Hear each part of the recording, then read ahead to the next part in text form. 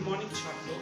आज हम लोग अपने विद्युत धारा तथा चुंबकत्व चैप्टर नंबर 6 इसके भाग 7 में चले आए हैं और इस भाग में आज का पाठ में हम लोग देखेंगे दो बहुत ही इम्पॉर्टेंट नियमों को। इससे पहले मैं बता दूं, हम लोग इस चैप्टर में विद्युत चैप्टर में जो नियम पहला सबसे इम्पॉर्टेंट नियम पढ़ा था वो था ओम्स का नियम, तथा हमने वहाँ पे एक और लॉ भी देखा था जो कि था कूलम्स लॉ। ठीक है, उसके बाद हम लोग जब चुंबकत्व चैप्टर में आए वहाँ पे हमने फ्लेमिंग का बाएं हाथ का नियम देखा था, लेफ्ट हैंड तथा इसके अलावा राइट हैंड थंब रूल। ये दो नियम भी हमने देखा था विद्युत तथा चुंबक से संबंधित। हम लोग फ्लेमिंग का जो बाएं हाथ का नियम है इसको एक बार फिर से नेक्स्ट क्लास में देखेंगे और उससे संबंधित कुछ विद्युतीय उपकरणों के बारे में भी पढ़ेंगे। इसके अलावा जो दो इम्पोर्टेंट नियम हम लोग आज देखेंगे ये विद्युत तथा चुंबक दोनों से संबंधित है। पहला नियम है फैराडे का नियम तथा या जिसको इंग्लिश में फैराडेज लॉ कहते हैं, और इसके बाद आता है लेंज का नियम या लेंजेस लॉ। इसको समझने से पहले तुम लोग ध्यान दो, जब मैं पहला ये चैप्टर शुरू कर रहा था तब मैंने कहा था कि इलेक्ट्रिकल करंट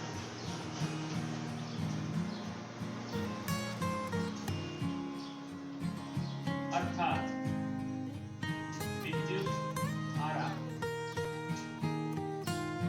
एवं मैग्नेटिज्म या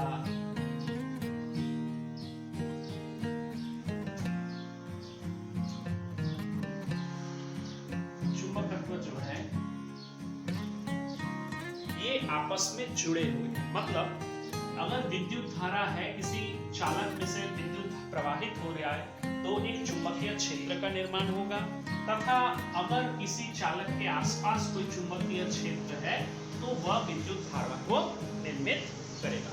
फिर से ध्यान दो, मैंने चैप्टर शुरू होने से पहले ही तुम लोग को कहा था कि हम लोग विद्युत धारा एवं चुंबकत्व एक को, ये जो दो चीजें विद्युत धारा तथा चुंबकत्व, इन दोनों को एक साथ इसलिए पढ़ रहे हैं क्योंकि ये दोनों एक दूसरे के पूरक है। मतलब अगर इलेक्ट्रिकल करंट कहीं पे है, किसी चालक में से गुजर रहा है तो वहाँ पे चुंबकत्व जरूर होगा, मैग्नेटिक फील्ड एक जरूर होगा। एवं अगर कोई चालक किसी मैग्नेटिक फील्ड में है, चुंबकीय क्षेत्र में है, तो वहाँ पे विद्युत धारा अवश्य होगा या इलेक्ट्रिसिटी जरूर होगा। और यह दोनों आपस में मिलकर जिस चीज का निर्माण करते हैं वो है फोर्स। इसको मैकेनिकल फोर्स भी ऐसे लिखो।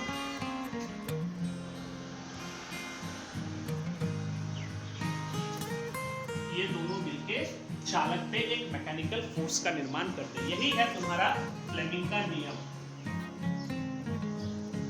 फ्लेमिंग्स लेफ्ट हैंड रूल से हम लोग इसी चीज को समझते हैं।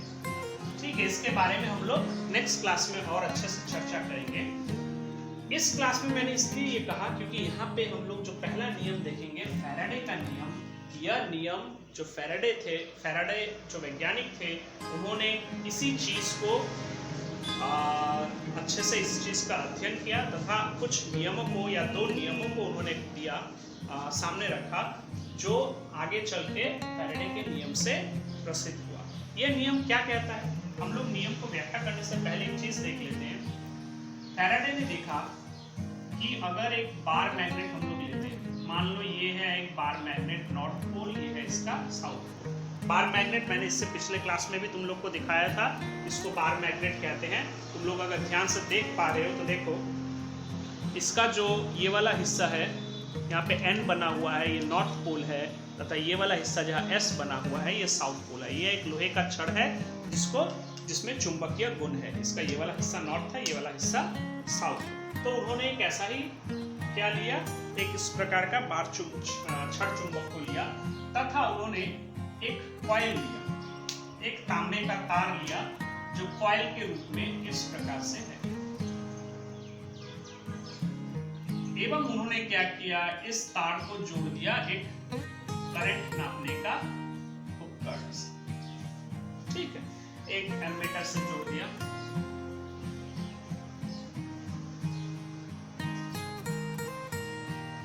एमीटर से इसको जोड़ दिया। मैं यहाँ पे ये लिख देता हूँ ताकि तुम लोग को समझ में। तो एमीटर से जोड़ने पर उन्होंने देखा कि जब वो इस चुंबक को इस कॉइल के अंदर ले जा रहे हैं तो ये एमीटर अपना सुई जो है एमीटर का वो घूमने लग रहा है। फिर जब उसको बाहर निकाल रहे हैं तब भी ये सुई घूम रहा है। तो उन्होंने सोचा कि जरूर ये जो बार मैग्नेट में मैंने तुम्हें पहले ही कहा था चुंबकीय छड़ का जो मैग्नेटिक फील्ड ऑफ लाइन होता है, चुंबकीय प्रेरण रेखा होता है, वो किस तरफ होता है? इस तरफ। ऐसे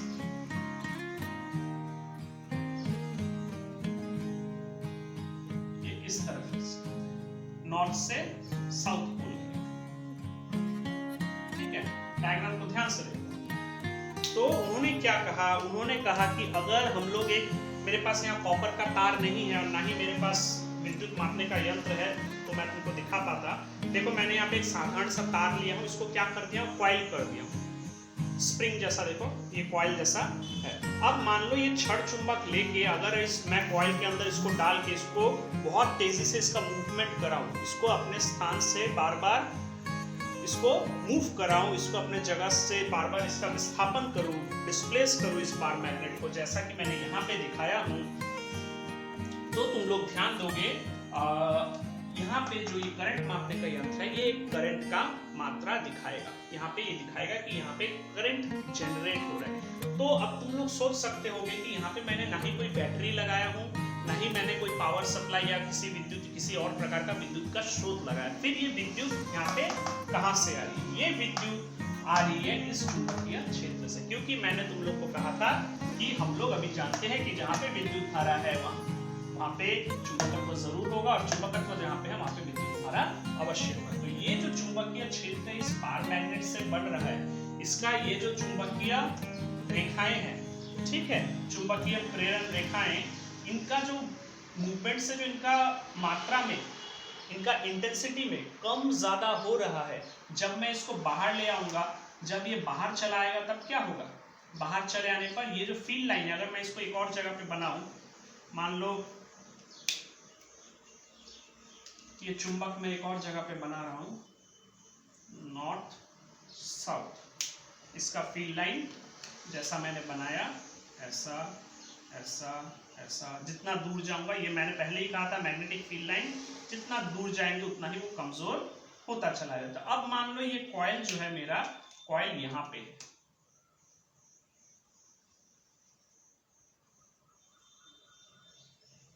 अब यहाँ पे, तो पहले देखो जब ये चुंबक को मैं इसके अंदर ले जा रहा था, मैग्नेटिक फील्ड लाइन का जो इंटेंसिटी है क्या है? बहुत ज्यादा है। एवं जब मैं इसको बाहर की ओर ले आया, अब मैं इसको बाहर की ओर खींच के ले आया, तो मैग्नेटिक फील्ड लाइन का इंटेंसिटी यहाँ पे क्या हो गया? यहाँ पे जो मैग्नेटिक फील्ड लाइन का इंटेंसिटी है वो क्या हो जा रहा है? कम हो जा रहा है। तो ये जो मैग्नेटिक फील्ड लाइन का जो इंटेंसिटी में या उसका जो क्वांटिटी है, अगर मैं क्वांटिटी बोलूँ, हालांकि क्वांटिटी सही शब्द नहीं है, क्वांटिटी बोलूँ तो यहाँ पे क्वांटिटी कम हो जा रहा है, यहाँ पे क्वांटिटी ज्यादा। तो ये जो मैग्नेटिक फील्ड लाइन का एक कम तथा ज्यादा होने का प्रक्रिया है, इस प्रक्रिया के चलते इस विद्युतीय सर्किट में एक ईएमएफ बन रहा है। कैसा ईएमएफ? प्रेरित ईएमएफ या फिर इंड्यूस्ड ईएमएफ बन रहा है। एवं ये इंड्यूस्ड ईएमएफ जब ये सर्किट क्लोज हो जाएगा तो ये इसको जो करंट बनेगा वो करंट कहलाएगा आई, यानी इंड्यूस्ड।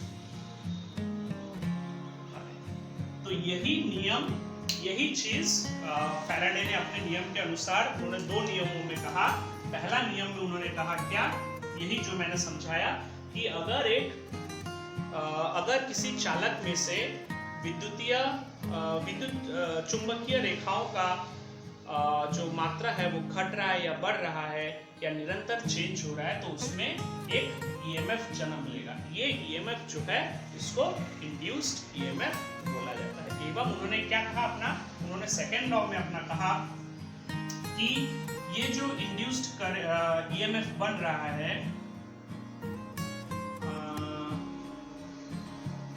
इसको तुम लोग नाम दो, हालांकि सिंबल द्वारा तुम लोग के किताब में भी नहीं दिया गया है, अच्छा मैं लिख देता हूं।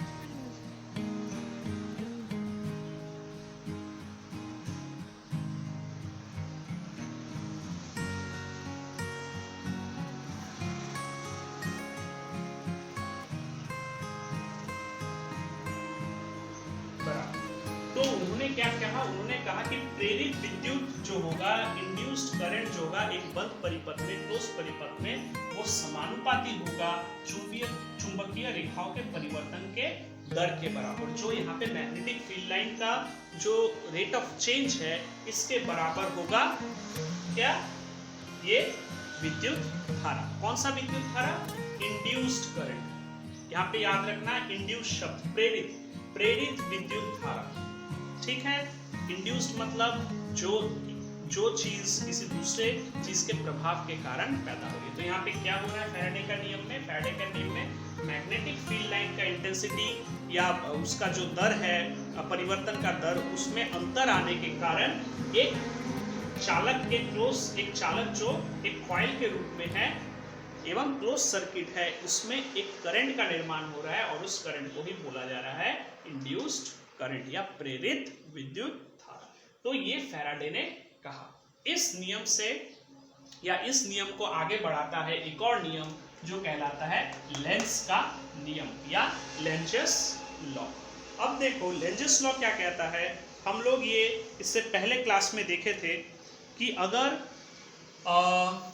किसी चालक में से, हमने क्या देखा था, एक चालक है, एक कंडक्टर, एक तार है, ए बी पॉइंट है, इसको मैंने जोड़ दिया बैटरी से प्लस तथा माइनस, तो करंट बहने लगा, प्लस से माइनस की ओर करंट बहने लगा आई।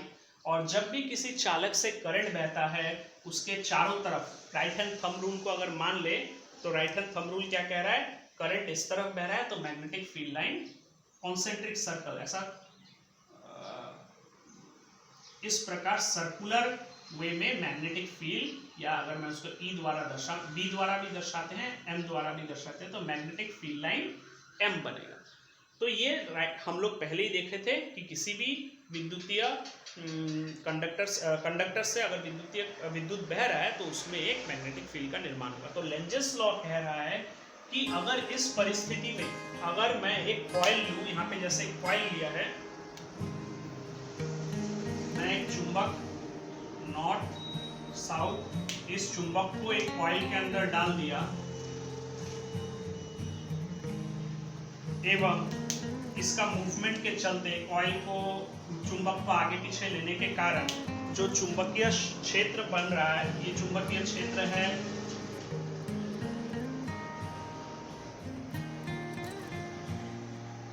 ये तुम्हारा चुंबकीय क्षेत्र हो गया किसका, चुंबक का। तो ये केवल यही एक चुंबकीय क्षेत्र नहीं है, तुम लोग ध्यान दो। अब ये कॉइल में से भी करंट बहने लगा है, ये कॉइल में से भी क्या बह रहा है, करंट बह रहा है आई।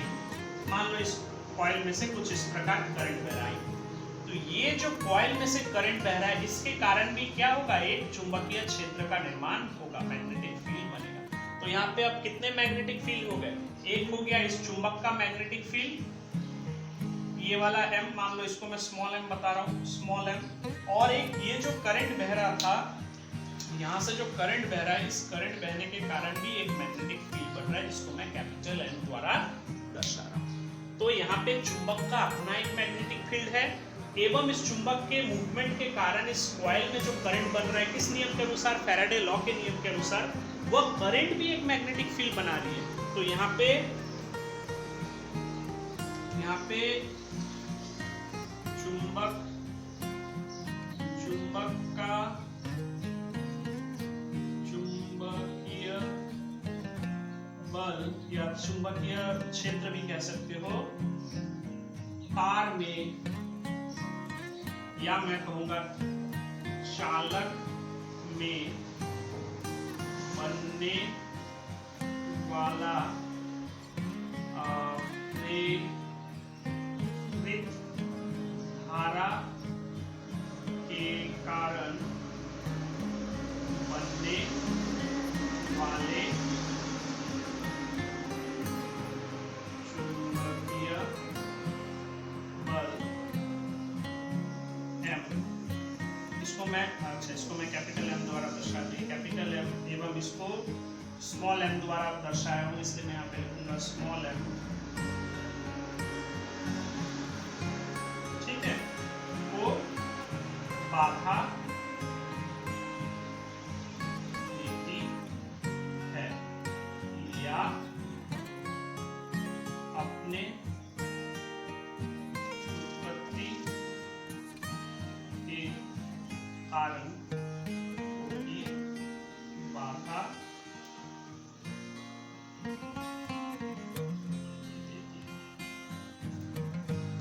ठीक है, मैंने यहाँ पे अपने शब्दों में लिखा, लेकिन लेंजेस का जो नियम है उसका व्याख्या इस रूप में ही तुम लोग करोगे। मैंने यहाँ पे डेफिनेशन पहले ही लिख रखा हूँ। क्या कहता है? प्रेरित धारा की दिशा सदा ऐसी होती है जो उस कारण का विरोध करती है जिससे वो स्वयं उत्पन्न होती है। मतलब ये जो प्रेरित धारा, इस कॉइल में जो करंट बनेगा उसका दिशा कुछ इस प्रकार होगा कि उसके कारण बनने वाला जो मैग्नेटिक फील्ड है वह इस चुंबक के मैग्नेटिक फील्ड को बाधा या इस चुंबक के मूवमेंट को कम करने का, इसके गति को कम करने का कोशिश करेगा। यही कहलाता है लेंजस नियम। ध्यान दो, ये दो नियम है, लेकिन ये दो नियम ही काफी इंपॉर्टेंट है। तुमको ये दोनों एक दूसरे से जुड़े हुए हैं, मैं अब दोनों को एक साथ बता रहा हूँ। फैराडे का नियम कह रहा है अगर एक चालक है, कॉइल है, उसके अंदर से अगर मैं चुंबक को आगे पीछे करता हूँ बहुत तेजी से, तो इसका चुंबकीय क्षेत्र जो है उसका उसके मात्रा में, उसके फील्ड ऑफ लाइन का जो नंबर है उसके नंबर में कमी होगा। जब ये सामने जाएगा तो ये ज्यादा होगा, जब दूर ले जाएंगे तो फील्ड लाइन, ये जो ग्रीन कलर से जो बताएंगे, कम हो जाएगा फील्ड लाइन से। तो इसके कारण एक करंट, एक ईएमएफ पैदा होगा जिसको इंड्यूस्ड ईएमएफ कहते हैं। और इसको अगर हम लोग क्लोज सर्किट को जोड़ देते हैं और एक मीटर से कनेक्ट कर देते हैं तो हम लोग करंट को भी देख पाएंगे, और उस करंट को बोला जाता है इंड्यूस्ड करंट या प्रेरित विद्युत। तो उन्होंने कहा जो प्रेरित विद्युत होता है वो समानुपाती होता है चुंबकीय रेखाओं के परिवर्तन के दर के हिसाब से। पहला चीज, अब इस घटना को और व्याख्या करता है लेंस का नियम। लेंस का नियम कहता है कि जब हम लोग ऐसा करेंगे तो इस कॉइल में भी जो प्रेरित विद्युत पैदा हो रही है उसका दिशा कुछ इस प्रकार होगा कि वह अपने उत्पत्ति के कारण को ही रोकने का कोशिश करेगी। उत्पत्ति का कारण कौन है? ये मैग्नेट। ये मैग्नेट का मूवमेंट जो आगे पीछे हो रहा है वो इस मैग्नेट के इस मूवमेंट को ही बाधित करेगा। कैसे? ये कॉइल में जो करंट बहेगा, प्रेरित करंट, इंड्यूस्ड करंट, उसका दिशा कुछ ऐसा होगा, उसके कारण जो मैग्नेटिक फील्ड बनेगा कैपिटल एम, ये इस चुंबक जिसका मैग्नेटिक फील्ड है एम, इसको अपोज करेगा, इसको रोकने का कोशिश करेगा। मतलब अगर ये नॉर्थ है तो यहाँ पे एक साउथ पोल जैसा सृष्टि होगा, सॉरी यहाँ पे भी एक नॉर्थ पोल सृष्टि होगा। तो दोनों एक दूसरे को क्या करेंगे? नॉर्थ पोल अपोज करेंगे, तो धीरे धीरे ये चुंबक हिलना बंद हो जाएगा। तो ये है लेंस का। तो इन दोनों नियमों को एक साथ पढ़ना इसीलिए जरूरी है। उम्मीद करता हूं तुम लोग को ये क्लास समझ में आया। तुम लोग इस बोर्ड का स्क्रीनशॉट ले लो, ये दो नियम भी काफी इंपॉर्टेंट नियम है। नेक्स्ट क्लास में हम लोग देखेंगे एम्पियर का जो लेफ्ट हैंड रूल हमने पढ़ा था उसके ऊपर निर्भर करके दो प्रकार के विद्युतीय उपकरणों को देखेंगे, एवं उनको घर में एक उपकरण को हम लोग बनाना भी सीखेंगे। उसका एक वर्किंग मॉडल बहुत इंटरेस्टिंग होगा। तो नेक्स्ट क्लास के लिए हम लोग उसको रख देते हैं। धन्यवाद।